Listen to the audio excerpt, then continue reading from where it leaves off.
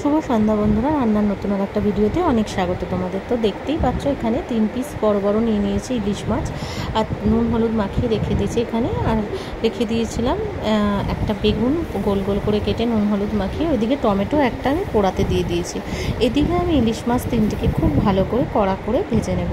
মাছগুলো ভাজা হয়ে গেলে আমি একটা বাটিতে রেখে দেবো। এবার আমি ওই তেলের মধ্যেই ভেজে নেব বেগুনগুলোকেও খুব কড়া করে লাল লাল করে ভাজতে হবে। দেখো একদম লাল লাল হয়ে গেছে। এবার আমি বেগুনগুলো তুলে নেব। এইভাবে সমস্ত বেগুনগুলোকে ভেজে নিতে হবে।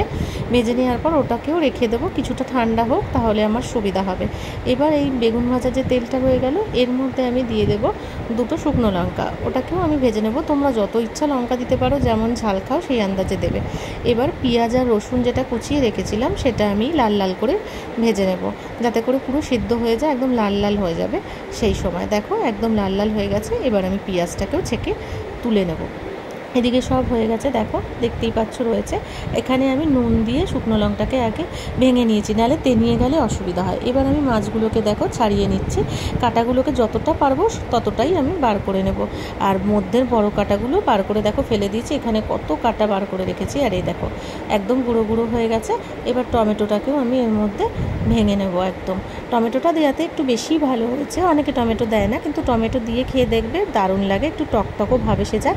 আর বেগুনের যে গায়ের যে খোসাগুলো, ওগুলো ফেলে দিতে হবে। এবার শুকনো কড়াইয়ে ওগুলো সব আমি দিয়ে দেবো এক এক করে। লঙ্কা, মাছ যা যা করেছি সব দিয়ে দেবো। দিয়ে ভালো করে একবার টেলে নেব, তাহলে খেতে ভালো লাগে। নর্মালি হাত দিয়েও তোমরা মেখে নিতে পারো, কিন্তু অতটা টেস্ট পাবে না যতটা এরকমভাবে শুকনো আবার এটাকে ভেজে নিলে ভালো লাগবে। তো এর মধ্যে ধনেপাতা কুচি দিয়ে নেব।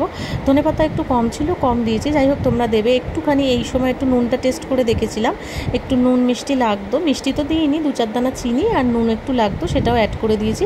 দিয়ে কাঁচা লঙ্কা কুচো বেশ কতগুলো 3-4টে দিয়ে দিয়েছি। দিয়ে ভালো করে নাড়াচাড়া করে নিয়েছি। ব্যাস রেডি হয়ে গেছে বন্ধুরা। খেয়েই ভয়েস ওভার দিচ্ছি, অসম্ভব সুন্দর।